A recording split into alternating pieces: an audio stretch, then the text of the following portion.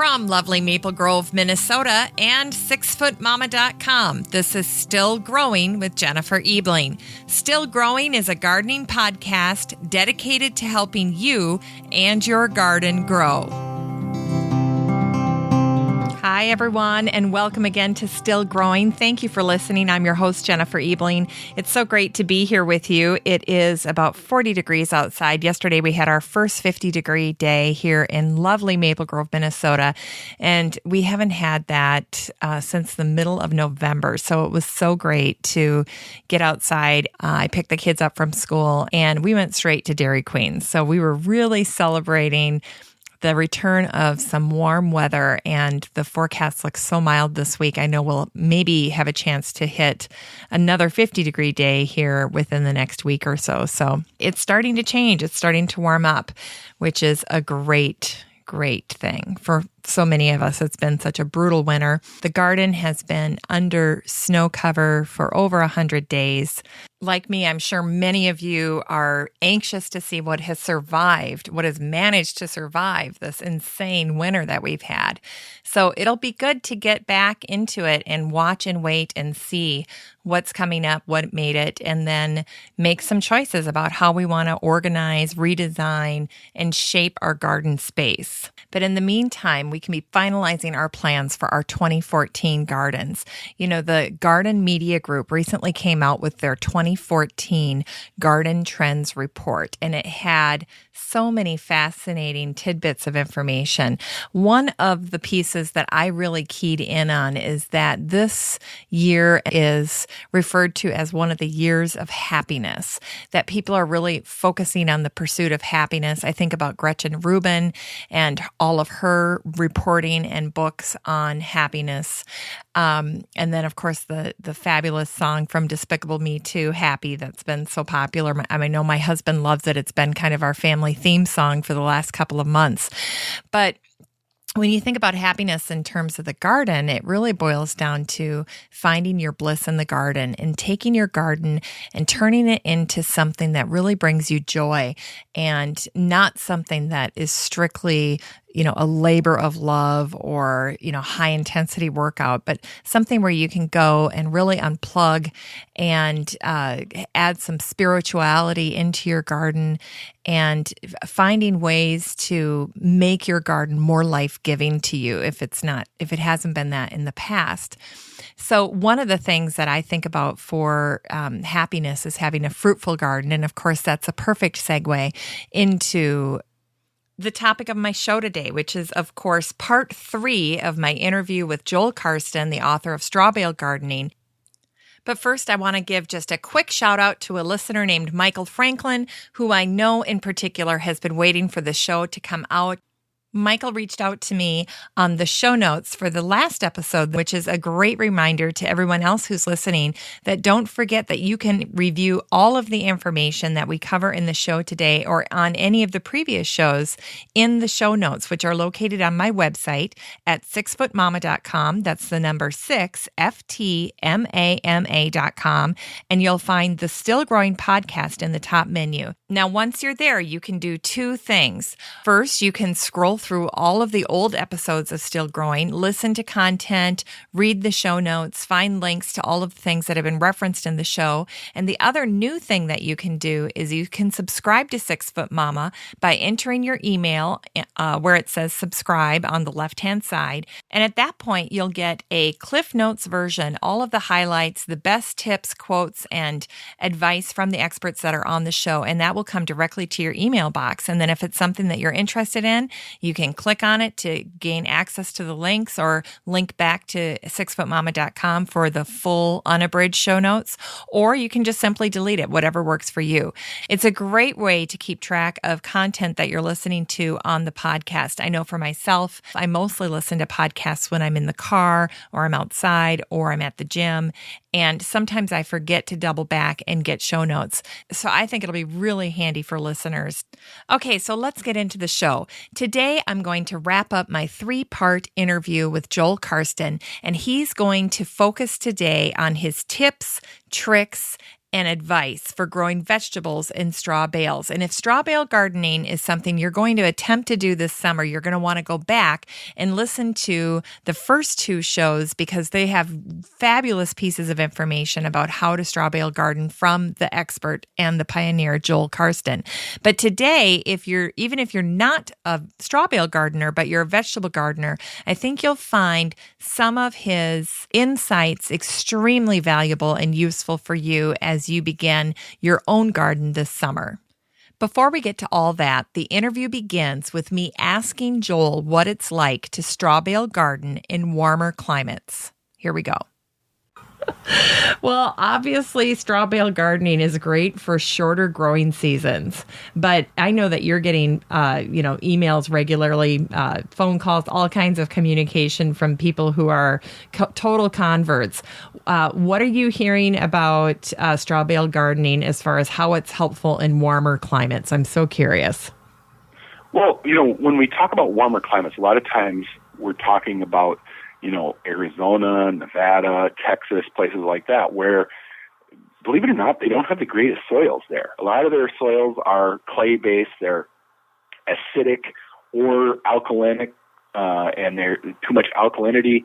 There can be all kinds of issues with their soil, rocky, sandy, not real conducive and productive soils in many of those parts of the world. And so this is a great alternative, for people who haven't been able to do traditional gardening in the soil, or if they do garden, they have to build raised beds and they have to bring in, good productive potting mix, which is extraordinarily expensive on a mass scale like that. This is a really great alternative for them to change to. We have lots of people in Florida, believe it or not, that are big into straw bale gardening. However, down in Florida, it's very difficult to find straw.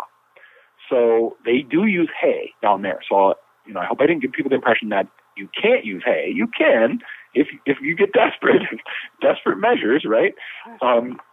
So if you buy hay bales, particularly hay that's been harvested early enough that the seed heads hadn't had a chance to mature, then you won't get lots of sprouts that come out of those hay bales. So you kind of got to know what you're doing when you go to buy hay bales, or know the farmer that baled them, so you know if there's mature seed heads in there or not. If you buy bales that have mature seed heads and now you start watering and fertilizing a bale of grass hay that has seed heads in it, guess what happens? You're going to grow it. Chia pet. You get a chia pet growing in your garden. It grows hair everywhere. So you got to kind of know what you're buying, but it works the same, very similar. So a lot of my people in Florida, that's what they're doing, is using bales of hay instead of straw. Hay is a lot cheaper down there than straw. They would have to import the straw from out of state, where they grow grass everywhere in Florida. I mean, there's meadows of grass everywhere. So grass hay is really cheap. A lot of cattle, a lot of grazing cattle down in Florida as well. Huh. And then other states as well. People in Arizona and Nevada, which are truly desert climates. They get plenty of sun. That's never been their issue. We talk more with them about using the trellis system that we've built to help support shade cloth during part of the season, because many of their gardens will burn up if it doesn't have a nice covering of shade cloth. And then it's just a matter of managing their water, making sure that they're getting water on their gardens at least a couple times a day, to maintain that moisture level, because they do get 110 degrees literally in the shade. Wow. For part of the season down there. So, but people are having great success, and even in different parts of the world. We have a couple of guys in Abu Dhabi, over in the United Arab Emirates, in the desert, that are straw bale gardening. So that's great. They feed their camels grain and grass, and they have lots of bales of fodder and bales of bedding material over there as well. So it's interesting. Some of the materials that people use aren't, in other parts of the world, aren't necessarily exactly the same as ours. Oat straw and wheat straw like we use, but it still works. Any tightly baled organic material that will decompose rapidly will work for this process. Wow. Well, for folks who aren't yet convinced, I know that there are so many advantages to this method of gardening. What's the upside for folks who want to try it? What's the elevator pitch? Things maybe that they didn't expect to enjoy about straw bale gardening. depending on the group I'm talking to, I'll emphasize one point over another. If I'm talking to a group of seasoned gardeners, maybe people who've been gardening for a long time and are looking at their traditional garden and thinking, maybe I'm getting to the point where I can't do all that work anymore and it's hard to get down on the ground. Well, one of the biggest advantages of straw bale gardening is it's raised up off the ground. It's already 20 inches above soil level, so you don't have to get down on your hands and knees to do your planting and your harvesting, et cetera. So just the fact that it's elevated, it's a raised bed garden without the raised bed price is really one of the biggest advantages. We talked already about how it's weed-free. So if I'm talking to a group of brand new gardeners who've never gardened before, they have no idea what they're in for with the traditional garden. You start a garden and you've never gardened before, and you take your rototiller and you dig up your little 8 by 8 foot by 8 foot patch, and you get your rows made and you plant your seeds, and then 3 days later this green carpet starts to grow back in your garden. And, they're new, they don't know, well, is that a seed coming up or what is it? So they kind of let everything grow, and by July 4th, it's just a solid mass of weeds and, some plants in there, but very few plants are able to stop. It can be a disaster, and it's disheartening, and it, sort of takes the wind out of their sails in terms of gardening. If they do straw bale gardening, they don't have to worry about that. If they can get through the 10-day conditioning process and at least get, follow the directions somewhat closely and get to the 12th day where they get their plants and they get them in there, and if they can get a soaker hose set up on that straw bale, and then I always encourage, along with the soaker hose, is a little hose end timer that you put a battery in and you hook it up to your garden hose. So that alarm clock for your garden hose, it wakes your hose up in the morning and it tells it, water this garden for 10 minutes, and then it shuts off automatically. And it does it at 5 o'clock in the morning before you ever even open your eyes in the morning. They pretty much have a garden, and it's at that point it's hard to fail. Stuff will grow whether they go out to the garden or not. Stuff's going to grow, and they're not going to get many weeds. So that's something they don't have to battle. And all of a sudden, they're going to be out picking tomatoes and picking cucumbers, and they don't know how in the world they got there. But if they get the first couple weeks in, then and get that garden hose set up, so make sure that garden gets water. It's really all there is to it. And I know it sounds weird, but you condition, you plant, and you harvest. Yeah. And and if you got an automatic water system set up, you don't even have to go to your garden with a garden hose. It takes care of that for you. Yep, bada bing. So that's a really big advantage. So if I'm talking to a group of newbies, that's what I'm going to emphasize is, you don't have to go through this learning curve, and you don't have to rotate crops, and you don't have to learn, what you can't plant where and when, et cetera.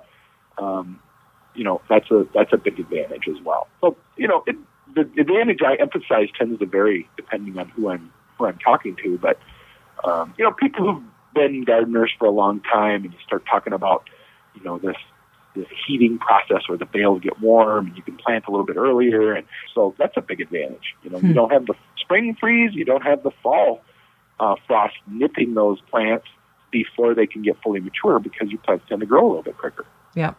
Now, you have some fun tips in your book as well. And one, speaking of tomatoes, is how to build a tomato tower that lasts forever and costs just $5. How does that work?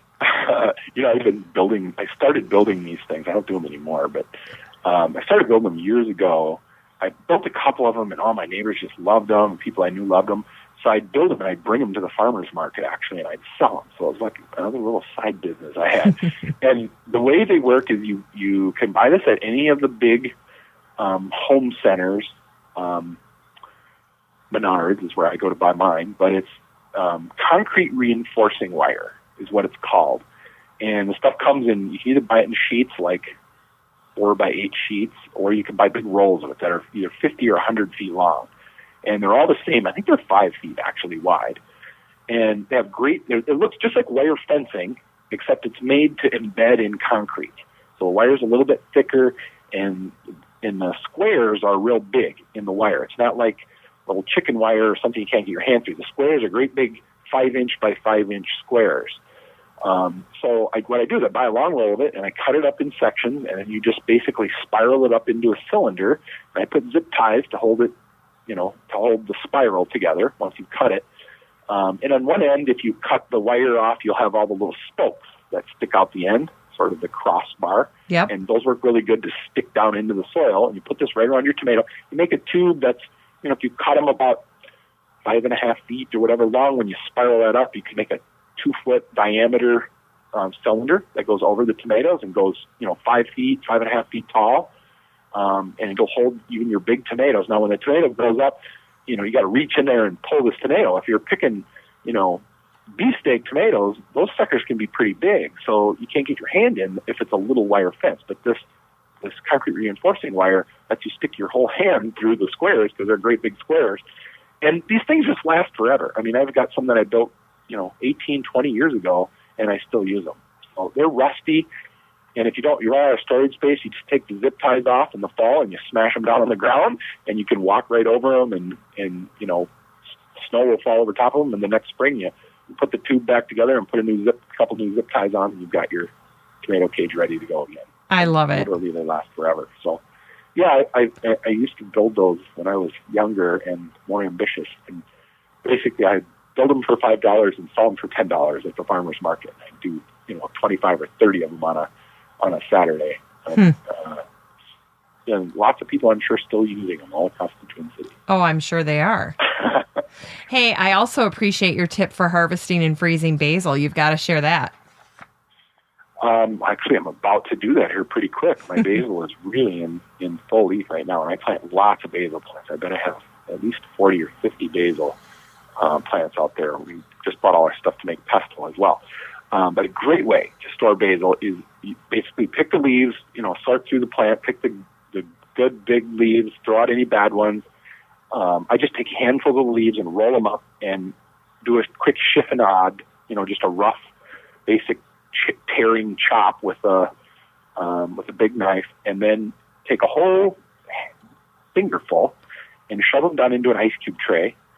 And then what works best is if you fill it up with olive oil.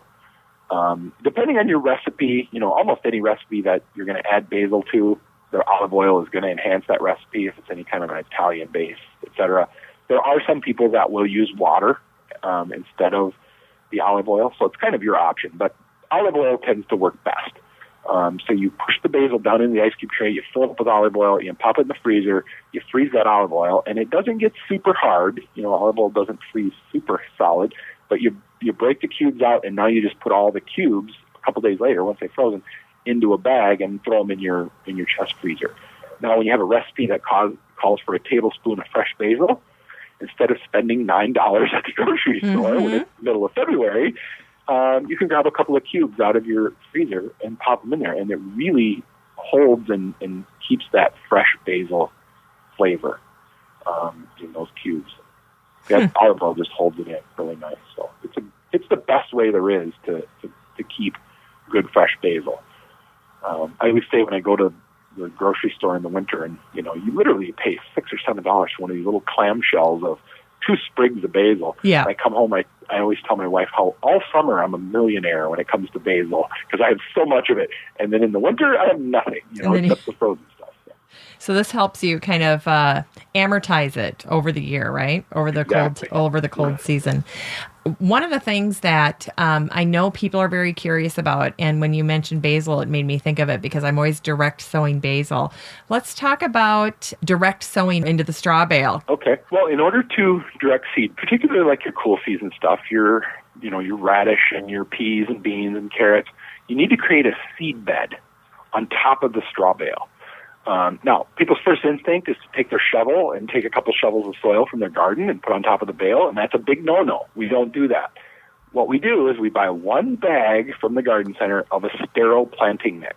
And usually what I suggest is that they buy a soilless planting mix, something that has, it has peat moss and decomposed wood bark and that kind of stuff in it, but it doesn't have soil. That way you don't have any possibilities of introducing any kind of a pathogen, fungus, anything like that.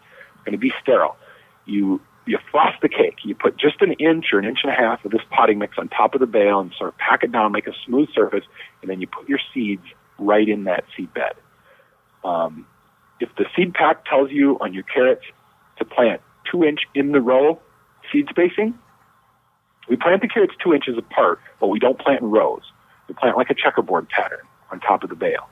So 2 inches apart, but in every direction. So it looks like every white square on a checkerboard on top of that bale. Why do you like that method? Because it tends to give you more population density, which is good. We get more production per square foot, and we're raised up off the ground, so we still get good airflow, and we've got the espalier wire working for us. So plants, peas and beans you're gonna get lots of sprouts in a small area, but then they're gonna climb up that espalier wire and they're gonna stretch out in every different direction. So you get plenty of sunlight still, even though you have a dense population of seeds. You get because of the vertical aspect of the garden, you're going to get lots of foliar surface and lots of photosynthesis as well. So it just allows you to get more density. I mean, you can get 68 or 70 carrots on the top of one bale, of a typical 4-foot long bale. It's a lot of carrots. It's like having 20 feet worth of carrots, a 20-foot long row in a typical garden to get that same number of carrots. So it gives you more population density, concentrates the growth in a little bit smaller area, but you still get the same amount of production or better production because of that vertical aspect above your bales, where it's sending the shoots up. If you plant one bale with 28 pole bean seeds in one bale, you're going to get about probably 16 or 18 of those that will actually survive, those seeds that will make it up onto the espalier wire and start growing. And then they're going to grow 2 bales in one direction and 2 bales in the other direction up on this espalier wire. And you get a mass of vegetation that comes from the roots all in the center bale, but, it goes 2 bales in each direction up on that espalier wire above the other straw bales. So off of one single bale, we measured 2 summers ago, we kept real close records on one bale of pole beans. We got 36 quarts of green beans off of one bale. Oh my gosh. So, yeah, you would need how many feet of row in a typical garden to get that much production? You would need, 40 feet of row to get that kind of production. So, wow, this is going to transform gardening for urban gardeners. That would be wonderful. I'm 100% behind that. That would be great. So I saw in the back of your book that you're growing peanuts. Yes. Actually, this year, believe it or not, my peanuts didn't work out as well, mainly because I think I got them in a little bit late. But in past years, I've grown peanuts every year and had great success. So just one of those years where it didn't work out so well this year. Huh. But in most years, they're real easy to grow and pretty simple. Usually peanuts are pretty tough in Minnesota because we have a pretty short growing season, and it's hard to get peanuts mature enough that you can actually harvest a filled pod. The pods will be there, but they're usually they don't get completely developed and you don't get much of a crop. So. Okay. But in a straw bale, you do. Because you get that, you basically get about, 3 extra weeks of growing season? Yeah, I would say, especially with the early season fast growth, I would say at least 3 weeks, yeah. Usually what it does, it shortens the days to maturity. Like if you look at a tomato plant, it tells you this is 100 days to maturity. Usually I tell people to knock off about 10%, and that's a real safe number. So that would be 90 days. Well, if you planted it 2 weeks early and now you only have 90 days to maturity, you're really saving, you're saving 10 days plus another 10 days of planting earlier, so you're getting tomatoes, 23 days earlier than you normally would. Let's talk about fertilizing then. So do you need to fertilize once you've conditioned that bale and everything's growing, or is it all just kind of this, all contained in this environment? You don't even need to continue fertilizing. You usually don't need to do a whole lot of additional fertilization, but I always tell people your plants will tell you if they need fertilizer. Okay. If you look at a plant and it looks a little chlorotic where the in between the veins of the leaves, it's turned a little light green, probably means you're nitrogen deficient. And you need to add, if you're an organic, you're going to add some fish emulsion or kelp meal, and if you're a traditional gardener, you're going to hit it with some Miracle Grow or whatever, something with nitrogen, some kind of a soluble fertilizer that will not only absorb through the leaves, but you want to put it on the roots as well. But your plants will tell you, and in most cases, now this summer I have, in my garden, I fertilized one time all summer. And I do half organic bales and half traditional. So I used Miracle Grow on the traditional half, and I used fish emulsion on the organic half. And I only did one fertilization the whole summer. So most of it, the nutrients come from the fertilizer we added during the conditioning, but then it also comes, remember, from the decomposed organic material. That decomposed straw has lots of micronutrients and some of the macronutrients in it as well, nitrogen, phosphorus, and potassium. Huh. So let's play a little game. I'll name a vegetable, and you tell us how you would plant it in a straw bale garden. Okay. And maybe harvest it, too, if you think there's something unique about the way you would do it in a straw bale garden. Okay, potatoes. Potatoes. Oh, this is a good one, because this is one I get all the time. Planting potatoes, usually with most varieties, you can get 3 potatoes if you have an average-sized bale, your 40-inch, 42-inch long bale. You put one in each end and one in the middle, and the way you plant is you condition your bale, and then you take a 2x2, literally a piece of wood, like a 2x2 and a hammer, and you pound a hole in the bale. It's hard to get a hole deep enough for these potatoes. So you want to pound it so that your board is almost coming out the bottom of the bale. If you have a 22-inch tall bale, you want that hole 20 inches deep. Okay. You have 2 inches below the hole. Then you cut your potato cuttings, drop them down those holes that you made in the bale, and walk away. Don't fill them in with anything. Just leave them alone. And the potato will send its little stem up through that hollow tube that you've made in the bale, that hole you made. It'll send its little hollow tube towards the sunlight, and it'll take about 2.5, sometimes 3 weeks before it'll reach the surface, that leaf. And then by that time, that soil that's now been created around that stem will sort of collapse around the stem of the potato. And anybody who's grown potatoes knows it's a tuber, it's not a root. So tubers are going to grow off of chits along that long stem. So the longer the stem for potatoes, the more potatoes you're going to get off of that plant. So that's why we plant them so deep. You could never do that in the soil because they would never reach the surface. They couldn't push that much soil above their head. So usually in the soil environment, people will pile soil or something up around the potato stem as it comes out of the ground. We don't have to worry. We just got a really long stem that comes out of the bale. We train that vine up on our little espalier wire we have above the bale.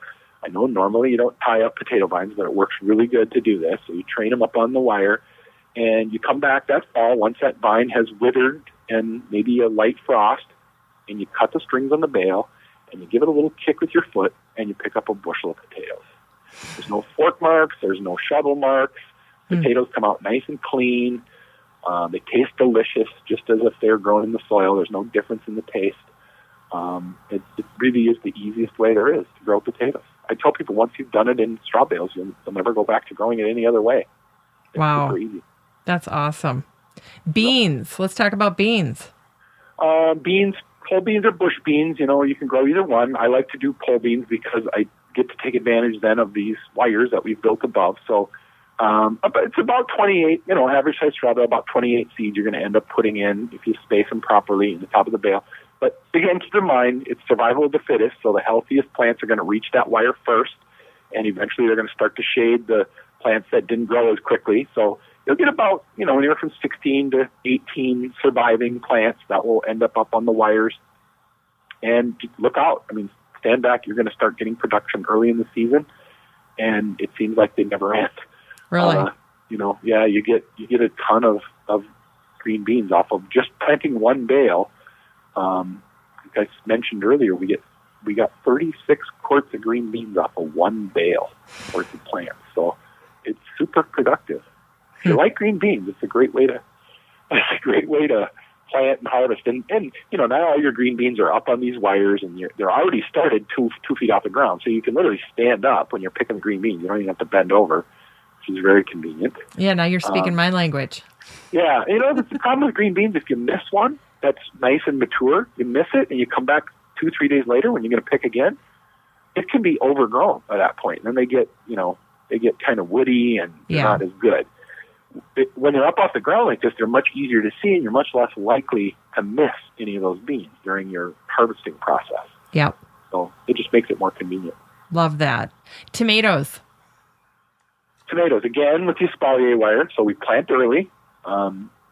With tomatoes, typically in the soil, what we're going to do is when we start that transplant, we're going to cut off all of the side branches except the last pair of branches or pair of leaves that come out, and we're going to bury that whole stem down in the soil. You can do that in your straw bale, but that means you got to dig a deep hole. And sometimes, especially if you have a real compressed, tightly compacted bale, you're going to see it's difficult to get a hole deep enough to plant that whole stem of your tomato. So dig as deep a hole as you can and plant that tomato as deep as you can, but don't backfill when you plant down in that hole and you need a little extra fill material. Don't backfill with soil. Backfill with your sterile planting mix so that you don't introduce any disease or fungal problems or anything to that straw bale. This keeps the tomato free of the virus, either septoria leaf spot or verticillium wilt, the two main diseases that kill the majority of people's tomatoes, or at least cause defoliation for tomatoes. And the thing that everybody tries to avoid, right, that's harbored in their soil from year to year. And then train the tomato vines when they take off and start growing up your wire. I just weave them back and forth so they grow right up in my wire. If you want to do tomato cages, you can use tomato cages, but you need to put a post next to the cage on top of that bale, because otherwise the tomato cage is going to get really tippy up on top of that bale. The bale itself is not going to be solid enough to support the weight of that cage, especially when it gets all kinds of tomatoes and stuff growing on it. So put another post next to the tomato cage if you decide to do tomato cages. In the ground, you mean? Yeah, to put the tomato cage, you put the post in the ground and put the tomato cage on top of that bale, and then wire the post to the tomato cage so it doesn't tip over. Okay, zip tie it, wire it, however, but just somehow fix it to it stabilize a little bit. Yeah, so it doesn't get tippy. That's the main thing. Okay. But believe me, the post at the end and the wire stretched across, that works great for tomatoes too. I mean, even your big hybrids, they'll go up that wire and they'll start heading down the board you have between the posts at the top. And, then they're trying to grow over to your neighbor's yard and they're taking off every direction. When those vines get that tall and above my head and out of reach, I just start snipping them off. Huh. And, I keep my tomatoes pruned. Any of the little suckers that grow out between the main branch and you get those little crotch suckers that grow off of there. I like to prune those off because that's just vegetative growth. They're not going to produce any fruit. And that helps signals your tomato to fill out the fruit that it already has rather than trying to keep growing vine to get over to your neighbor's garden. Just sort of tells it, hey, it's time to finish our tomatoes that we already have set rather than, continuing to build more vines and grow even more. So just kind of a good pruning program is important for tomatoes. And usually you're going to have stuff right before your neighbors. So it's a nice feeling to have, Roma tomatoes and other tomatoes ripe a week or 2 weeks earlier than your neighbors, because then you can take them over and brag at your neighbor's house. Yes, but you wait to laugh till you're in the house, right? Yes, exactly. How about carrots? Carrots, same thing, 2-inch spacing. Use that frost the cake, use that layer of planting mix on the surface, and then 2-inch spacing like a checkerboard. Carrots grow very quickly, so you're harvesting, 45 days probably from when you seed, depending on how big you like to let them get. I like my carrots kind of tiny. If you let them grow to the end of the season, you're going to get some that are kind of woody and just like in a traditional garden. But carrots love, and onions, any of your root crops love the straw bale environment because there's lots of air spaces down in that straw bale. So it's real easy for them to grow nice, long, skinny, beautiful, healthy-looking carrots and onions and whatnot down in there. Yep. Cabbage, depending on the variety, you can get anywhere from, if they're really the big ones, 2 cabbage on a top of a bale to 4. Believe it or not, I have grown cabbage out of the side of the bale. Oh, really? People come over and they look at it and they say, "What is that growing out the side?" I said, "It's a head of cabbage." "You mean you grow it sideways?" And literally, you plant it right in the side of the bale, and the head of cabbage will stick out the side. It kind of tries to turn upright a little bit, but it'll grow right out the side of the bale. I actually discovered this because I had a bale that tipped over a couple of years ago. I had some cabbage, and the cabbage kept growing and did just fine. So then a couple of years later, I started planting it in the side on purpose. And one of the things with cabbage is you always get those big leaves on the outside that kind of hold water, fill up with water after rain, or if you get any overhead water that hits it. Yeah. And when you get that water down in those bottom leaves, that kind of can draw insects and worms and other things like that.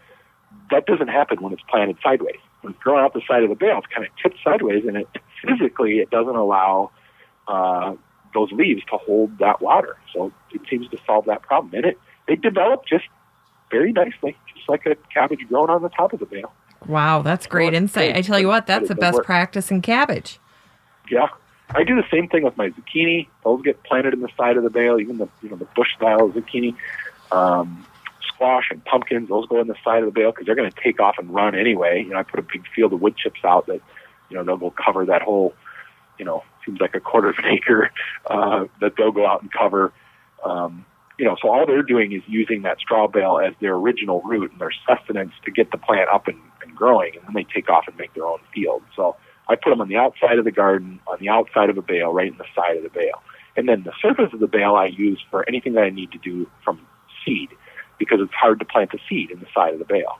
Yeah. Pretty much impossible. Right. So it also kind of masks the fact that it's a bale then, too, because you're getting so much coverage, right, of the bale when you grow these things on the side. I show slides sometimes to people of a straw bale garden in full green, about this time of year, August, September, and they'll say, well, are there straw bales in there? And I go, yep, right there's a row of straw bales. They're just covered up with all the vegetation because every little square foot, wherever you see a straw bale, there's a plant growing out of there. Something gets planted in there. If it's the side of the bale and you don't have anything in there, well, you can fill in that space with a basil or a chives or any of your herbs I love to do in the sides of the bale. Because they're, you're usually going to do those from transplants, and, they thrive in the environment, and they you can always use more herbs. So even grabbing one and dividing it and putting, filling in areas of your sides of your straw bales where you don't have anything growing out of there works really well. Wow. Talk about cucumbers. Cucumbers, if you do the bush style, you're going to do them right on the side or on the top of the bale, and, they just kind of create the mound. If you do the vining style cucumbers, I like to do them in the top of the bale, and then I train all the vines up on that espalier wire. Oh, we're back to the wire. Sure, that makes sense. Because now when you go to harvest your cucumbers, they're hanging up in the air. Mm-hmm. So they're real easy to harvest. You don't ever miss any. And again, like the green beans, if you miss a cucumber, you come back 2 days from now, that cucumber is probably going to be woody and overgrown. Because, they're going to grow 4 inches every day, for crying out loud. So yeah. It makes them easier to harvest. They're up off the ground. They're nice and clean. So you don't have to, they don't get that, dirt splash on them from the soil nearby. Yep. You can literally pull them off, and they're nice and clean, and you can eat one while you're harvesting the rest of your stuff in the garden. So, yeah, cucumbers are, they really love the straw bale environment, and they grow very quickly. So, how about lettuces? Lettuces, this year has been such a good year for lettuce. I'm still harvesting some of my spring lettuce, believe it or not, and it hasn't gotten bitter yet. I know that sounds crazy with all the heat we've had, but and then I usually about this time of year, I'll reseed, do another seeding. I did a little bit of butter lettuce again here, probably 10 days ago or so that's coming up nice. You kind of got to reseed as the season goes in a normal year. Once you cut lettuce twice or so, usually it gets bitter, and you really can't, it's not really edible anymore. And you just pull it out by the root and get rid of it, and, spread in, if you need to spread another layer of potting mix and then reseed again over the top. But it's a continuous harvest, just like in a normal garden, usually 2 or 3 seedings every year. Okay, so if you were done and you were going to sow again, you would just take that more of that sterile soil and put it over the top, and basically just like you did before. Yep. If you need to, there might be enough left there from the last time when you seeded too. It doesn't really go anywhere other than when you water, it tends to wash some of it down into the bale, so it may get a little prickly and uneven on the surface. And you want to have a nice seed bed so that everything germinates and you get nice coverage and that. So, a little layer over the top is helpful. It only takes a couple of handfuls, a little ice cream bucket size, 1 gallon container size of planting mix will easily cover the whole surface of the bale. How about strawberries? Strawberries I like to plant in the spring, and usually I've got strawberries, my everbears are blooming right, are fruiting right now. As a matter of fact, I picked some for lunch today. So you'll get fruits your first season, but it's really a second-year bale if you've left those strawberries over that first year, where you're going to see they really go to town the second year. And they'll have covered that whole bale. It looks like, again, like we go back to the chia pet. It looks like a chia pet because that whole bale will be covered by your strawberry. It sends runners, and the runners will try to get to the neighboring bale if you don't cut them off. But Sometimes you grab those runners and just shove them in the sides of the bale, and pretty soon you've got all these strawberry plants coming out of the sides and the top and the ends.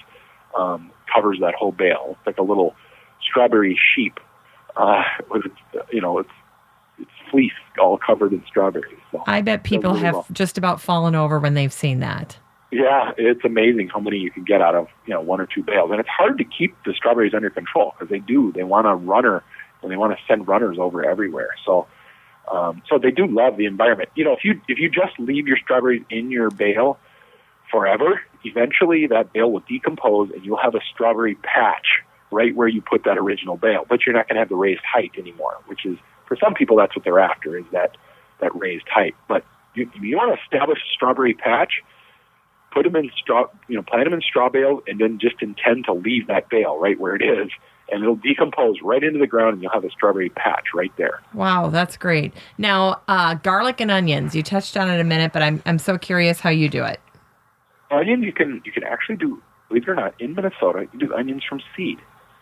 And they'll get a nice sized little scallions just growing from seed because we have a nice early season, so you can do them from seed. Or you can start, if you're doing bigger onions, from sets.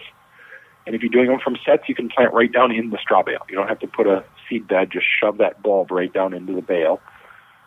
Use your traditional spacing as you normally would, and onions do beautifully. They do really well. They love the straw bale environment, so they do well. And what was the other thing? Onions and garlic. Garlic. I like to take the bale that I have at the end of the year that's in the best condition. It's still holding together and sort of has a good shape to it. And then, plant my garlic in the fall, and usually, you get a little bit of hopefully root growth, not so much top growth. And then the next spring they send up their little green spirals that grow off the top. You can actually cut those and eat them if you want. They're pretty tasty. And then just let them finish in the bale, and then you're going to harvest the next spring. So you're always going to fall plant garlic, just like normal. Just like normal. So that's where part of it is, part of straw bale gardening will be very familiar. Some of it, there is a little bit of a learning curve, but once you get going, it becomes second nature, basically. Yes, exactly. Now, I'm curious, what are your favorite herbs to grow in your straw bale garden? Now I'm imagining everything growing kind of horizontal out the side, but what are your top 5 herbs that you love to grow? Well, I grow, this is embarrassing to admit because they're so easy, but chives, we eat a lot of chives. I love basil. And as I said, I have so many basil plants because we do pesto, we do tomato basil soup. Roasted tomato basil soup is a big favorite of mine. And we just freeze a lot of basil to use in recipes throughout the winter. So I do tons of basil. I've got oregano out there. I've got I tend not to grow rosemary. That's one cautionary note I give people. Now, I've seen some people send me pictures, and they've done okay with rosemary in their straw bales, but rosemary for me has never thrived like it does in the soil. It'll persist, it'll grow a little bit, but it doesn't love the environment like it does when I plant it in a rocky, clay, alkalinic, sandy area of my garden, and that's where I'll put it. The worse conditions you get it seems like the better it does. You put it in a nice, lush environment like the straw bale garden where it gets lots of moisture and lots of fertility, and it just seems to not do as well. So I've given up trying to grow rosemary there. I have a couple of rosemaries that I plant in the same spot every year that do really well in the soil. So that's one I don't grow. But, I do a whole variety of different things. So, I did a garden talk this spring, and as I was leaving, somebody handed me a little pot, and I said, well, what is this? And she said, I'm not sure what the name of it is, but it tastes like licorice, and it's really fun to grow. So I brought it home, and I thought, well, I'll pop it in the straw bale and, see what happens. And I still don't know for sure what the herb is, but it does. It tastes like black licorice. Every time I go to the garden, I grab a couple leaves, and things just growing like crazy. It's covered half a bale at this point. Who knows? It's probably going to spread everywhere, but it's probably like mint or something that's going to take over my whole garden. But I do grow a little bit of mint, too, just because we use it in mainly in cocktails, but a few recipes throughout the summer. So I grow a couple of mint as well. Would you share your tomato basil soup recipe with us? And I'll put it on the website when we have the show notes for the show. It's actually not my recipe, but it is Barefoot Contessa, if you're familiar with her. She's a famous chef. It's called roasted tomato basil soup. And I'll give everybody one little hint that you can do. And that is, when you do your tomatoes, instead of doing them in the oven, because, it's summer and it's hot, do them on your grill. But put them on a jelly roll pan. Cover your jelly roll pan with aluminum foil. And I know tomatoes and aluminum foil don't mix, but for a short period of time, they'll be fine. Cut your tomatoes in half and put them on the grill. Set your grill so it cooks at about 350 degrees, and come back in 45 minutes, and it doesn't mess up your oven, and it literally shrinks those tomatoes down, and they just get lovely.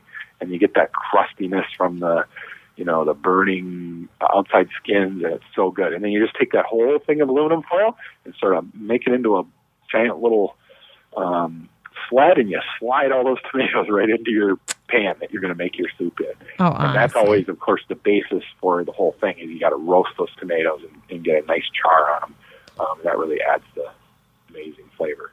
And then other than that, it's real simple. It's basil, and I think there's probably some onion in it. I'm not exactly sure.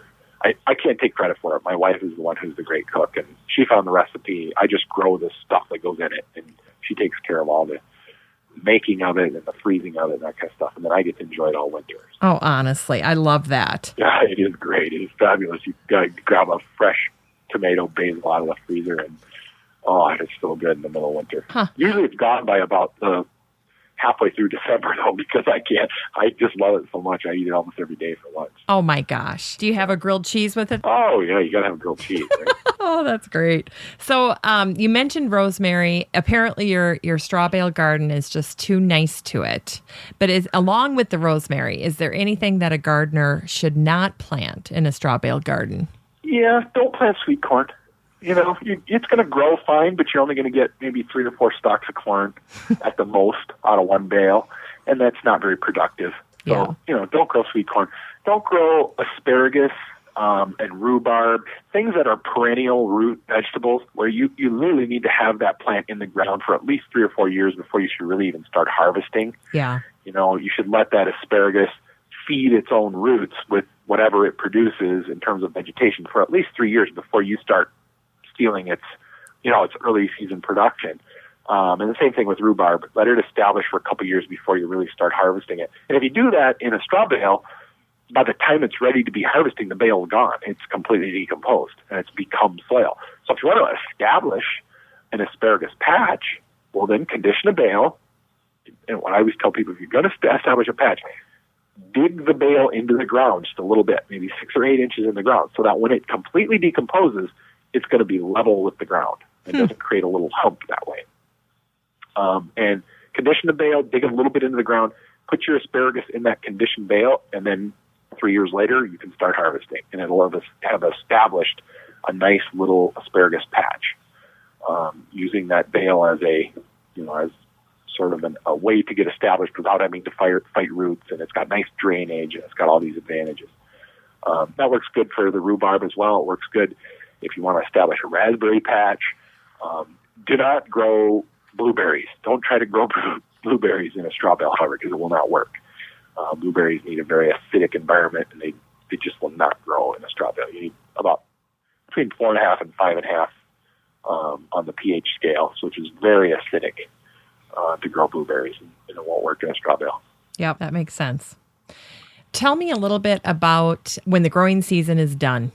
You've harvested everything. You've had a successful year of straw bale gardening. What do you do with your bale when it's all over? Well, first thing I suggest is people evaluate, can I use this bale another year? And you'll be able to tell very quickly whether you will be able to or not just by looking at it. If you didn't buy great big heavy super sized compacted bales, you probably aren't going to use them the second year, and you'll be able to tell that. Strings have gotten really loose, and the bale's sort of starting to tip over and sort of crumbled to the ground. At that point, you're going to pull your garden hose off. Or your soaker hose. You're going to take your, any of your plant markers and your strings and everything off of that bale, and take your pitchfork and shovel it over into the corner of your garden. Don't put it in your traditional compost pile. And the reason I say that is because you don't want to add your muskmelon seeds and your, your other seeds from your peelings, etc., because that's going to contaminate this beautiful compost that you're going to get from using just your straw bales. Compost your straw bales in a separate compost pile, because after you turn them a couple of times over the winter, by the following spring, you'll have a pile of the most beautiful compost you've ever had. It's very even textured. It's sterile. There's not a lot of weed seeds in it. It has really good drainage capacity, but yet it holds moisture really well. It has all the good characteristics that a really expensive potting mix from the garden center has. And I tell people, use this compost that you've now created out of your leftover straw bale to fill up your annual pots that you put flowers out on your patio, that you fill up your window boxes. If you mulch around your perennials, use this stuff instead of your compost from your traditional compost pile, which may or may not have heat cycled properly, and you might have muskmelons coming up all over around your perennials if you if you mulch with your traditional compost. So use this as your sort of your primo compost, and you'll have a lot of it. You'll have about, most of the time a bale will shrink about 70%. So you'll have about 30% of the volume of that original bale left in compost that you can use. And that's a significant volume. If you started with 10 bales, you now have 3 bales worth of volume of compost. That's a lot of compost for most people. But it's good stuff. I mean, you'll love it. And if you don't love it, I tell people, never throw this stuff away. If you don't use it, find a neighbor who has a traditional garden and needs help in their soil and give it to them, because you can till this into bad soils or poorly producing soils, and it solves a lot of problems. If your soil has too much sand, you introduce the straw bale mulch, and it helps solve that problem. It gives it more moisture holding capacity. If your soil has too much clay, introducing this organic material is going to open up the pores in that soil and allow for better drainage of that clay soil. So adding organic material solves lots of problems, and now you have lots of organic material you can use or you can give away as a prized possession. Absolutely. Now, what are some of the biggest mistakes that a home gardener makes when they're starting off with edibles, in your opinion? Probably trying to tackle, they try to do everything. They try to plant one of everything. And what I tell people is stick with what you like. If you know you don't like eating zucchini, then don't plant 5 zucchinis, because you're going to spend half your summer feeling bad if you don't use the zucchini and spending all kinds of effort trying to get rid of these zucchinis to give them to people. So plant what you like, and don't start out too big right away. Start small and grow into it. Like anything, if you go too big too fast, sometimes the excitement is outweighed by the work that you're going to end up having to do. And anytime you go bigger, it's going to add a little bit more time and commitment to the process. So stay small and stay with what you like. Yes. Usually that's what I suggest people do. Yes. Give me like 3 of the edibles that you like growing that you think are the most ornamental or the most beautiful to grow in a straw bale. Oh, boy. That's a good question. Some of the cabbages are really, I think, really beautiful. And I've even seen lots of use of cabbage in traditional ornamental gardens, where you can mix edibles and ornamentals together. The purple cabbages, in particular, come to mind. I don't know. I think all vegetable gardens are beautiful. I really do. I was telling you earlier, but I'll repeat the story that I just got a video actually that was submitted on our Facebook page of this woman, and she filmed her garden. And as she's walking around it, she tells a story about how I started my garden this spring. Now she's videoing this beautiful, lush straw bale garden that has 7-foot tall tomatoes, and it's just gorgeous. And she said, I put my straw bales out this spring, and 5 days after I set my straw bales out and started conditioning, my daughter came to me and said she was going to get married and wanted to have a reception here at our house. And I debated, should I take the straw bale garden down, because I didn't know what it would look like by the time she got married. And she said, the wedding was last weekend, and this is what the garden looked like. And she had decorated the whole garden with lights, twinkle lights, and it was just beautiful. And it actually became sort of a centerpiece.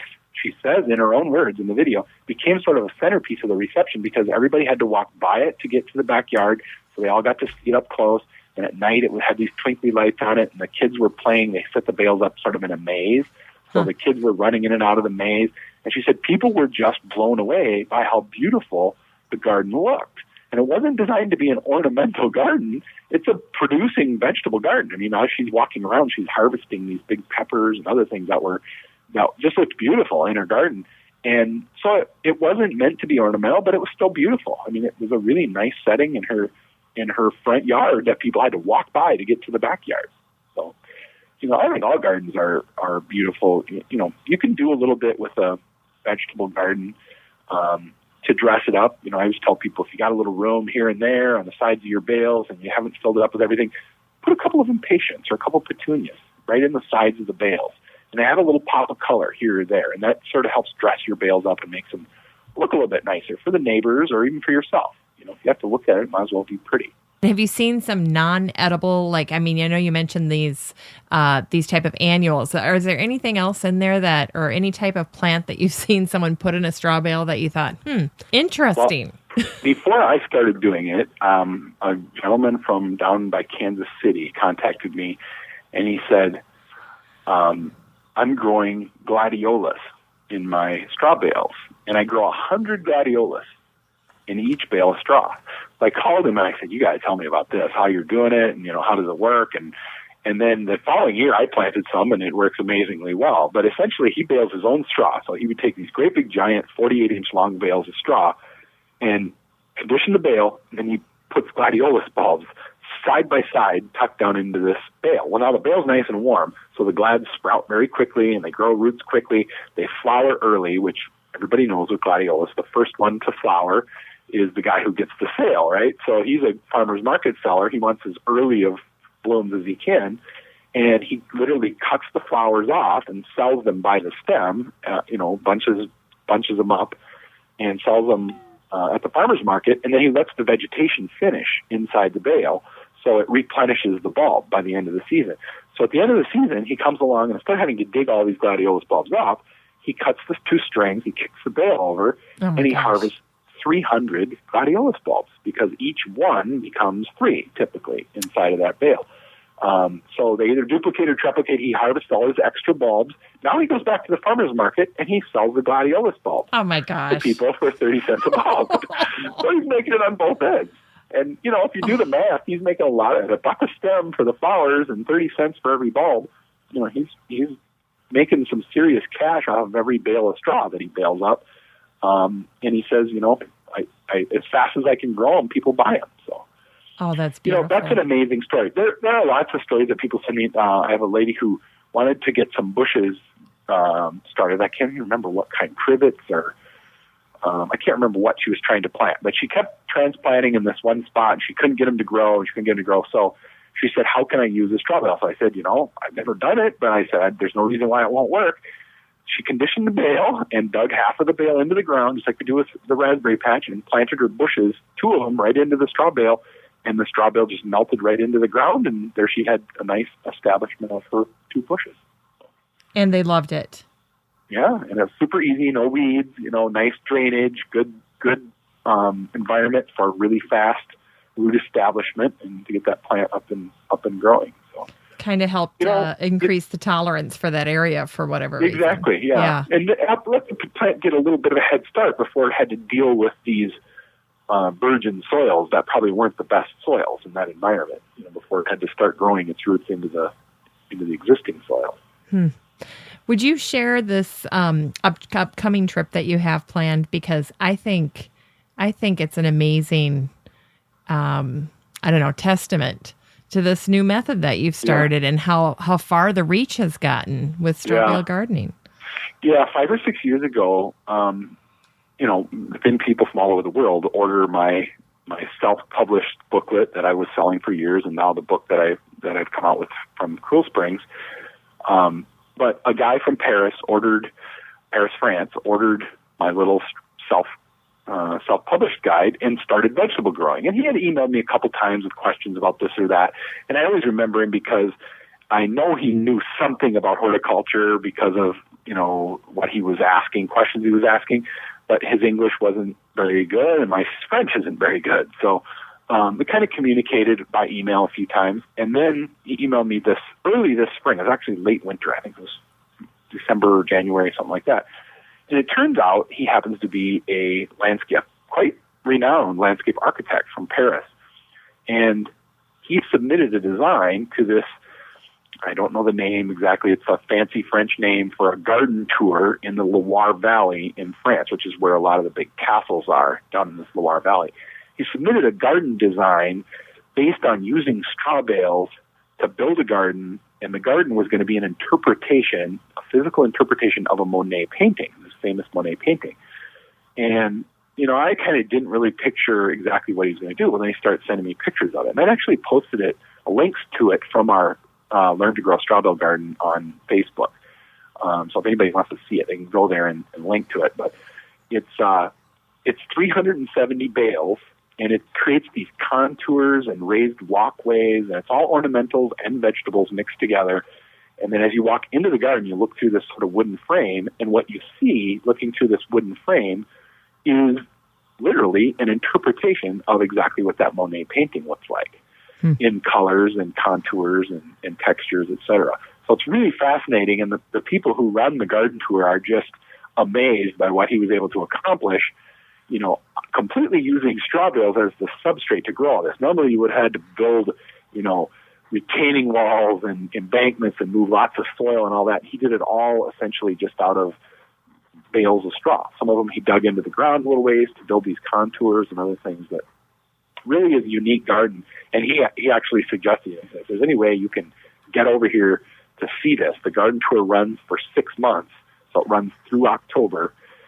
He said, we'd love to host you, and maybe you can speak to our group, et cetera. So actually I'm leaving in about a week and a half to spend 8 days in France and spend some time at that garden and some of the other gardens as well on the garden tour. So it's just funny how, the world gets pretty small when you start making friends in other parts of the world, and you just give people an idea and they take it and run with it. I had nothing to do with what this guy did.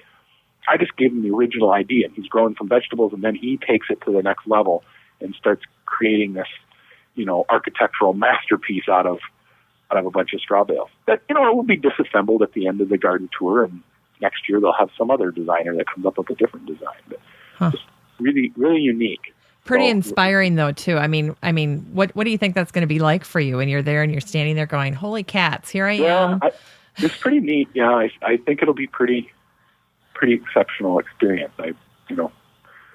I hope everything turned out great. We've been emailing back and forth all summer, so he's very pleased with it. And the people that organize the garden tour are they're just nuts crazy about it. And they get about 500,000 visitors that go through this garden. So it's a very busy summer schedule, all these people that go through and see it. So I think we're going to sell lots of books. We have a French publisher next spring that's going to do a French version of Straw Bale Gardens.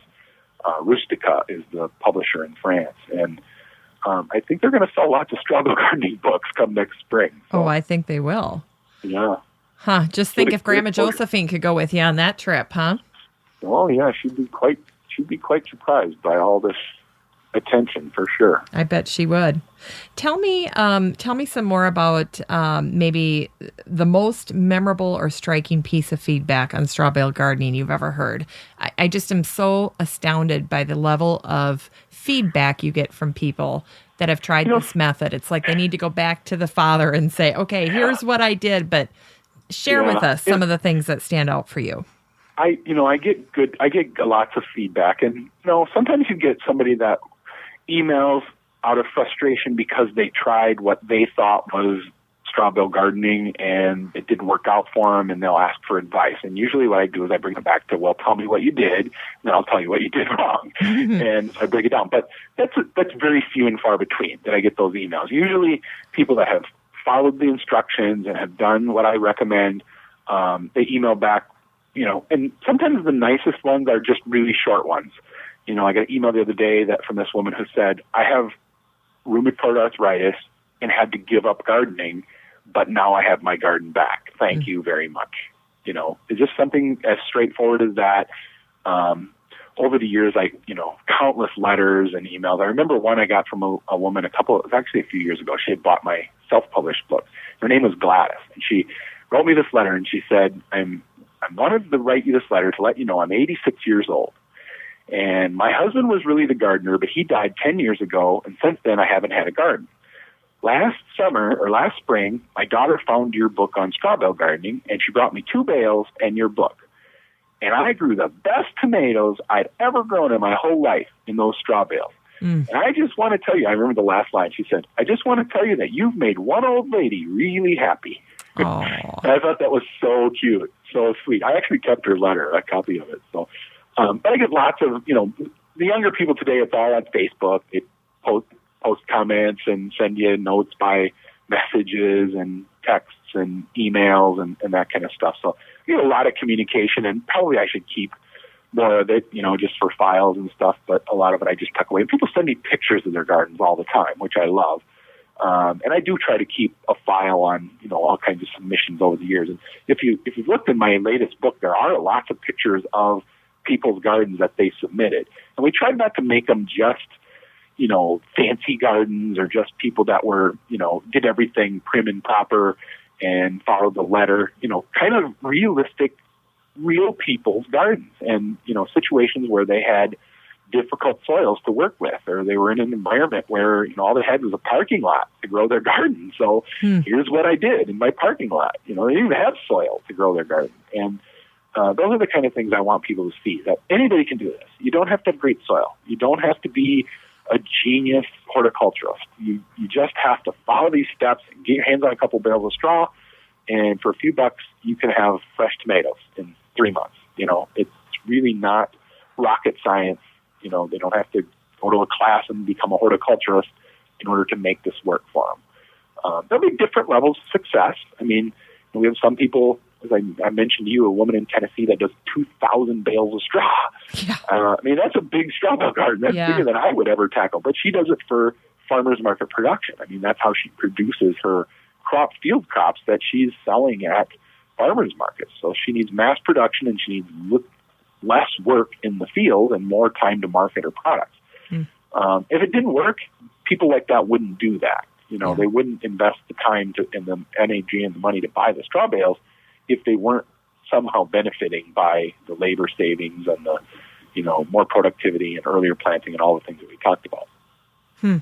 Now, is there something, I'm just curious, is there something that seasoned straw bale gardeners tend to do that the rookies maybe don't do, that you just have to have a few seasons of doing it before you kind of hone your technique? Are there some best practices that you've been able to kind of glean from people as they keep doing it? I would say probably one thing is they sense if there is any, any nutrient requirements. Sometimes if you're a rookie, you look at the plant every day and you can't really tell what that plant is saying in terms of I need phosphorus, or I need potassium, or I need nitrogen, or I'm not getting enough water, or I'm getting too much water. Where a seasoned gardener that's done this for a while, and even has been a traditional gardener for a while, is usually going to be able to read those signs much quicker. If there's any kind of a, bug, insect problem, or something that happens to come into your garden, they're going to see it and be able to address it more quickly than a newbie is. Sometimes when you're new, it takes you a little while to recognize, something's eating the leaves on my potatoes. I wonder what that could be. And then you go in and you Google it, and people tell you, well, it's a potato bug, You need to do this and this and this, where the experienced person is going to see that first little nibble. They're going to check over that whole plant. They're going to find the 3 or 4 potato bugs that are hanging out there, and they're going to grab them and get rid of them right then and there. Yeah. So it's just sort of a shortcut to the same result usually. They're a little faster at picking up any problems, and usually they already know the answer, or, can find the answers more quickly than the rookie. It takes them a while to diagnose what the issue is before they can start looking for a solution to the problem. Let's get personal. How many bales do you have in your garden? This year I have 22 bales in my backyard garden. But remember, it's just my wife and I, so we don't need tons of production. I'm involved with a couple of different community gardens, too. So I get plenty of gardening, believe me, and plenty of produce. I stack the counter full in the kitchen every day with what I bring in from the garden, and there's no way we can eat everything. So basically, everybody on my cul-de-sac, we put a box out by the mailboxes, and it's the go-to box. Anybody who is looking for anything can take whatever's in that box. So we put any leftover zucchinis, a lot of those go out there, and cucumbers and tomatoes and peppers, anything that we can't consume, the two of us, we put out there. So kind of feed the neighborhood too. That's great. Now, I always ask, I'm very curious about gardeners and the favorite tools that they have. I wish I had some magic tool I could talk to you about. The handiest tool I carry with me every time I go to the garden is just a really good pruning shears. Okay. Every gardener needs one, and not one of these cheap ones that, the anvil style. You need the scissor style, like a Swiss, they're called charades, I think, or Schrader, something like that. Okay. A really nice steel blade, Swiss-made, really red-handled. I can't even remember the name of them, but really good pruners is really one thing that you need. And to do straw bale gardening, you really don't, you don't need rototillers and hoes and rakes and shovels. All you need is a hand trowel. So one good hand trowel, I like to take my hand trowel, and I have a bench grinder. I like to sharpen the edge of my hand trowel, mainly so I can use it as a knife or as a trowel. And, you can accomplish almost any task you need to if you have a nice sharp knife and a little hand trowel to be able to dig something. There isn't many weeds, so I really don't do much weeding. If I do, it's usually you just pull it out. It's rooted into a nice mushy bale of straw, so it's not like you need some scientific, method to get it out. It's pretty easy. There's one tool that a guy brought me a couple years ago that in my traditional garden, I use quite a bit. It's called a cobra. The cobra head. Yeah, cobra head. Yeah. Pretty neat. Yeah, and they're nice because they're out of Wisconsin, so they're a neighbor. Oh, are they? They're local. Okay. Mm-hmm. So in terms of your personal development, how do you like to educate yourself? I follow lots of my fellow authors and writers and bloggers on Facebook. And I read your blog. I read other gardeners' blogs. I think that's a great way to keep up. There's a couple of industry publications. I, of course, read Northern Gardener, which is Minnesota State Horticulture Society magazine, monthly. I still get some publications from the University of Minnesota. The horticulture department puts out a newsletter, and the St. Paul campus Ag College puts out a really nice publication every month. So I follow sort of the new directions that the U is going in from that. And I read a lot on the Arboretum's website and publications that they put out, and kind of try to follow what they're working on as well. So I don't know. The information just kind of trickles in. I can't say that I'm a voracious reader of, horticulture books these days. I do, if there's a good one that catches my eye, my interest, I'll certainly will, read the parts that I don't. Of course, I assume I already know much of it. Yep. Doesn't everybody in their own field, which is why we never read each other's stuff. But, anytime you pick up a book by someone, there's going to be some sections of it that are, this person's specialty, and you can usually pick those up really quick. So I'll read through those chapters and those areas that I think they're probably really knowledgeable about. And then the rest of it, a lot of times, is just, fill material that is sort of repeating what everybody has said over the years. Do you have some sentimental favorites, some books that, whether they're trendy or whether they're not, but maybe like a couple that you're like, hey, these I have on my shelf and I love them? Ruth Stout. I've got several Ruth Stout books. I have a first edition of the No Work Gardening book. The cover's about to fall off. I think I've read it about 3 or 4 times. It's a great book. Anybody who's never read it, it's like it's written by your grandma. It's fun to read, and you can just hear her saying the things that she's writing, and it, it's an old classic, but the advice in it is still really good.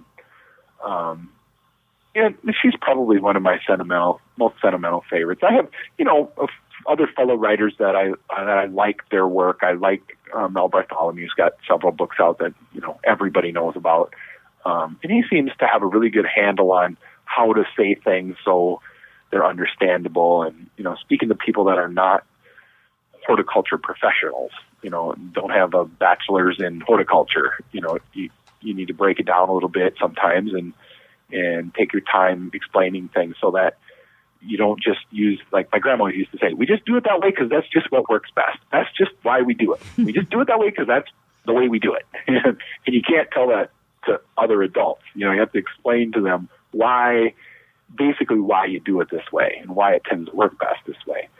And that part of that, I think I learned just from reading, other good writers that tend to do a good job with that.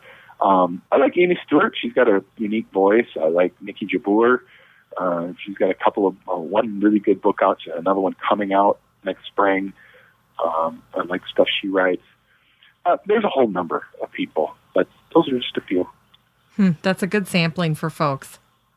Now, the question I like to end my show on is always aimed at trying to inspire my kids to get into gardening, because I do love gardening with them, and I hope it's something that they do when they become adults. What are your tips for getting kids excited about gardening? Is it just spending time out there like you did with Grandma Josephine, or do you have some other ideas that you think are really good? Yeah, anytime a kid can have success, that's the main thing is, and they don't have the patience of Job to wait, 4 months for something to finally mature. Get them started planting things like radish. That's where my grandma's first assignment for me when I wanted to have my own garden was, okay, well, you get this little 2x2 area and you're going to plant radish. And then you're going to come back and make sure there's no weeds, and you're going to check on it every day and, see how it's doing. And then 45 days later, which isn't too long to wait, 45 days later, you're going to pull this thing out of the ground and wash it off under the hydrant, and you're going to eat it. And it went from this little seed to being this crazy tasting thing that, at that age, you never tasted a radish before, so it leaves a memory, sometimes a good memory, sometimes a bad memory, but it leaves a permanent memory of that experience. So, giving them something to grow on their own, that, give them their own bale or their own half a bale or something that they can be successful with, and a little bit of guidance, and, let them stick something in there. And usually that's what inspires success inspires them to continue, is just having success. And it's pretty hard to not be successful if you just follow a few simple steps. It's pretty simple. Well, there you have it. Thank you for being on the show today. It's been so fun. Thank you very much, Jennifer. I really appreciate it. And I admire your work you're doing as well with your blog. And it's fun to read. I really enjoy it when I get your emails. You're one of several that I read on a regular basis. So well, I really thank you. appreciate what you're doing as well. Well, I'm just starting out, so I do love it. And I have to say, too, I want to make sure that people know that you're going to be giving away a couple of books to listeners of the show. So what we'll do is we will have people, or ask folks who are listening now, to leave a comment in the comment section of the show notes for this show. And that will be at 6footmama.com. In the main menu, go to the Still Growing podcast. This episode will be on top, and then you can just click there, read through the show notes, and leave a comment at the bottom. And then Joel will go through and pick a couple of lucky winners to win a copy of his book, his New York Times bestselling book called Straw Bale Gardens.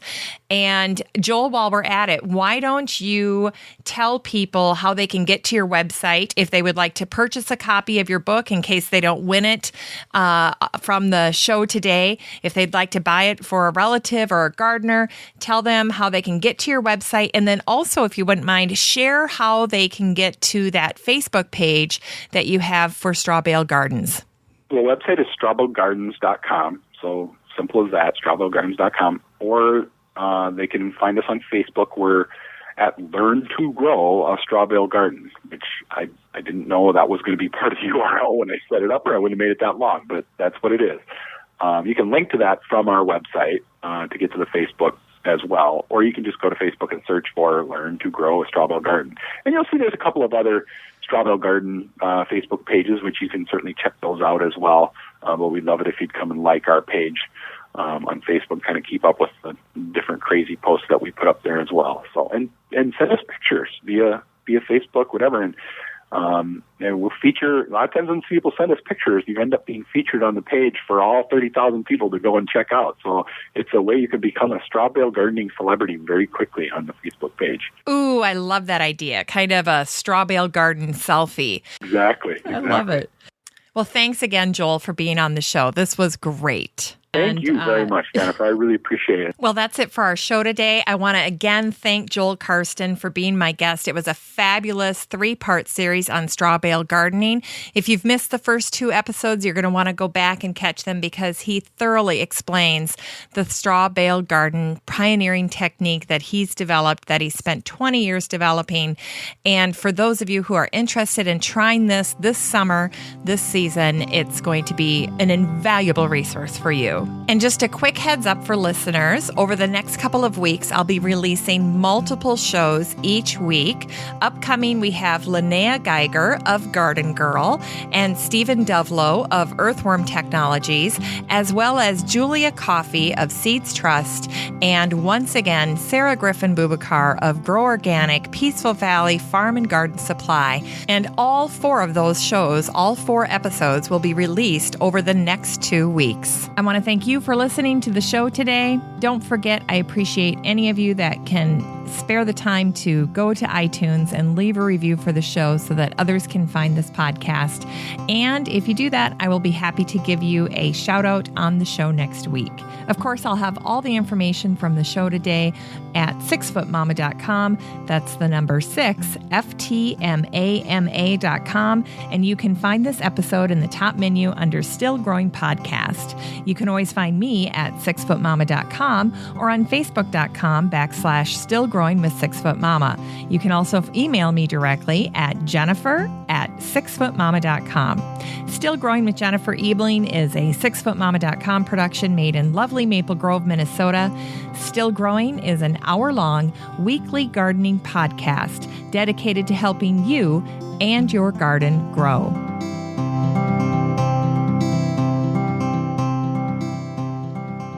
So today we're going to wrap up with some poetry and quote reading and actually a little song, a little sing-along.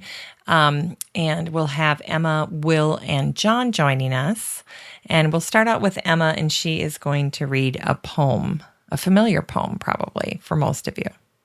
Hillside Thaw by Robert Frost. To think to know the country and now know the hillside on the day the sun lets go. 10 million silver lizards out of snow. As often as I've seen it done before, I can't pretend to tell the way it's done. It looks as if some magic of the sun lifted the rug that bred them on the floor, and the light breaking on them made them run.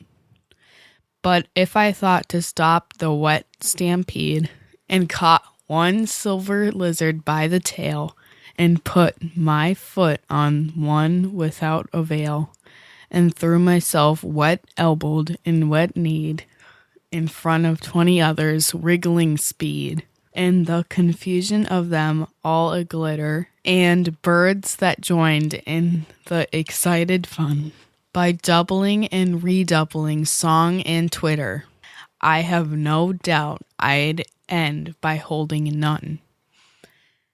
It takes the moon for this. The sun's a wizard, by all I tell, but so's the moon a witch.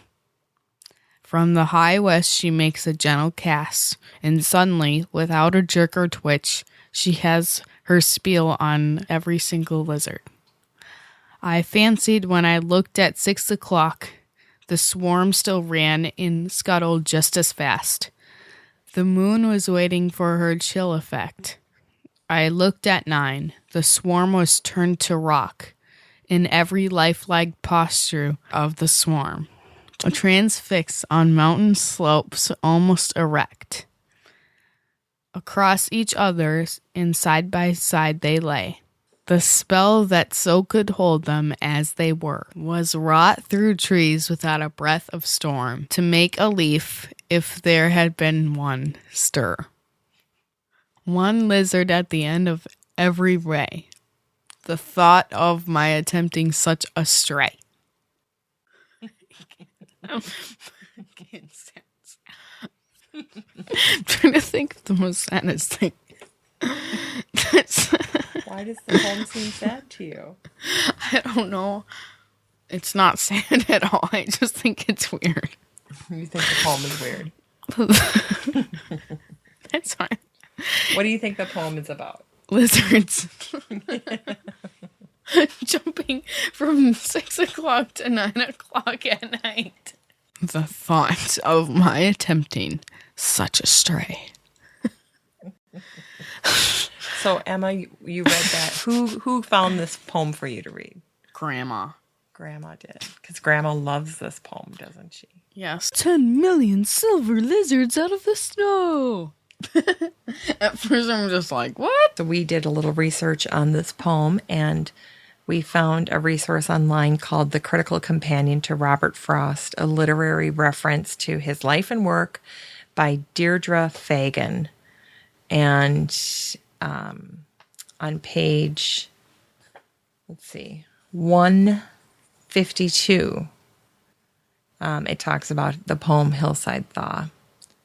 And Robert Frost actually referred to this poem as the Silvered Lizard poem. It says that he and his friend Raymond Holden once observed on Robert Frost's farm in New Hampshire.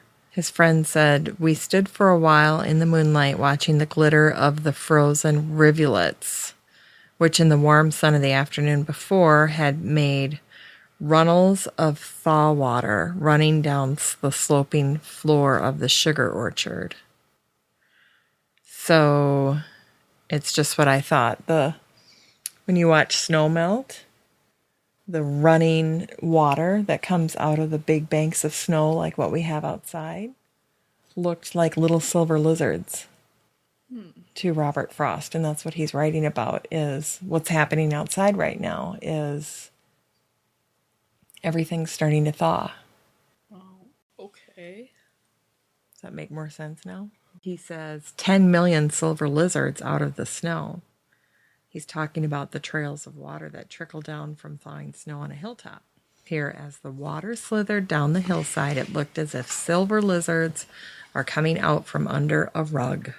The narrator cannot imagine how it's done, except by some magic of the sun, right? The closing stanza describes the sun as a wizard and the moon as a witch. The sun's wizardry has turned the melting snow into lizards before the speaker's eyes, and the moon's witchcraft manages to turn them to rock when the sun sets and the temperature drops below freezing again. This poem was first published in 1921, so that's a long time ago, isn't it? Yep.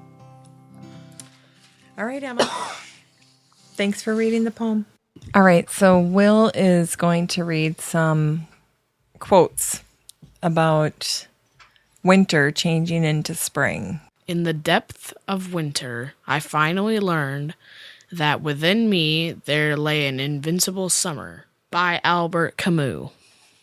The next one is by Lewis Carroll, Alice's Adventures in Wonderland and Through the Looking Glass. I wonder if the snow loves the trees and fields, that it kisses them so gently, and then it covers them up snug, you know, with a white quilt. And perhaps it says, "Go to sleep, darlings, till the summer comes again." The next one, I don't know who the author is right now. But Yoko Ono. Spring passes and one remembers one's innocence. Summer passes and one remembers one's exuberance. Autumn passes and one remembers one's reverence. Winter passes and one remembers one's perseverance. Next one is by Julian Barnes. When you're young, you prefer the vulgar months, the fullness of the seasons. As you grow older, you learn to like the in-between times. Perhaps it's a way of admitting that things can't ever bear the same certainty again. Spring, if it lingers more than a week beyond its span, starts to hunger for summer to end the days of perpetual promise. Summer, in its turn, soon begins to sweat for something to quench its heat, and the mellowest of autumns will tire of gentility at last, and ache for a quick, sharp frost to kill its fruitfulness. Even winter, the hardest season, the most implacable, Dreams as February creeps on of the flame that will presently melt it away. Everything tires with time and starts to seek opposition to save it from itself. Clive Barker, The Hellbound Heart. And that was me. So you read these 5 quotes. Yeah. All right. And you shoveled the driveway for me. Yeah, I scraped because I wanted to play basketball, but it's too wet outside. All right. Thanks, buddy. Yeah. Me gusta. Well, driving the kids around to school has gotten a little more interesting lately because the kids are watching Gilligan's Island, and they love it. It took a few minutes for them to get used to the first couple of shows because they're in black and white, and they're waiting anxiously for the first shows to appear in color. And we just started season 2, and I don't think it's in color yet. So the kids are eager for it to be in color. And I remember as a kid watching Gilligan's Island, and when the reruns were black and white, I was always wishing for them to be in color too. So I can relate. I remember that feeling that. But one of the things that has really been kind of sweet for me is that I'll be driving down the road on the way to school or somewhere, and I'm usually listening to a podcast, and the kids are in the back seat watching Gilligan's Island. And now they've watched it enough where they're usually singing along to the theme song. And the other morning, I knew John was going to do this because I had just popped in a new disc. So I quick hit my audio recorder on my phone, and I taped Johnny singing along to the theme song. And I'm getting this little serenade from him now about every other day because it takes him that long to get through an episode. But it's the sweetest little thing, and I just wanted to share it with you. Here it is. Sit right back and you hear a tale of a fateful trip. Starting from this untarnished tiny ship that made for some mighty sailing near the skipper waving shore. Maesters that sailed that day for a 3-hour tour. A 3-hour tour. The weather started getting rough. The tiny ship was tossed. If not for the current of fearless crew, the minnow would be lost. The minnow would be lost. The ships around the shore of this uncharted desert isle, with Gilligan, the skipper too, the millionaire and his wife, the movie star, and the West are near on Gilligan's Isle.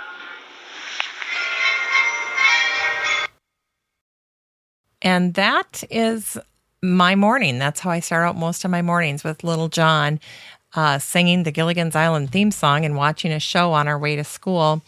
The other day we were watching the episode where, what is it, Wrong Way, Runway, or Runway, Wrong Way? I can't remember the guy's name, but it's that episode. And there's a scene in there where Lovey is, Mrs. Howell is having him dig something. I think they were making him build roads. They were trying to make the island seem unattractive to him so that he would get in his plane and tell people where they were at so they could be rescued. And of course, he wasn't having any of it. He wanted to get away from society and enjoy life on this tropical island. So they were trying to make him uncomfortable, and they were having him make roads and dig in the dirt, that kind of a thing. And Mrs. Howell had this quote that I thought was really cute. Great little quote for gardeners. And she said, let me pull it up here quick because I wrote it down. I posted it on my Twitter account. Okay, here it is. She said, "You'll adore it, getting down to Mother Earth. There's nothing like the feeling of dirt against your opera gloves." And that sounds exactly like Lovey Howell and how I remember her. So actually, I find the Howells pretty funny watching those old shows, or listening to those old shows now, because I'm not watching them. I'm actually just driving around and I hear them playing in the back seat when I'm not listening to a podcast. And I have to say, I find the Howells much more entertaining now that I'm an adult than I ever did as a kid. I was always waiting for the scenes with them to be done so I could watch more Gilligan or Ginger or something like that. And I didn't find the Howells that amusing. But now as an adult, I have to say Thurston is hilarious and Lovey is as well. So anyway, thanks everyone for listening. I hope you have a great week. I hope you get a chance to get outside. It is warming up out there and we're going to be in the garden again before you know it.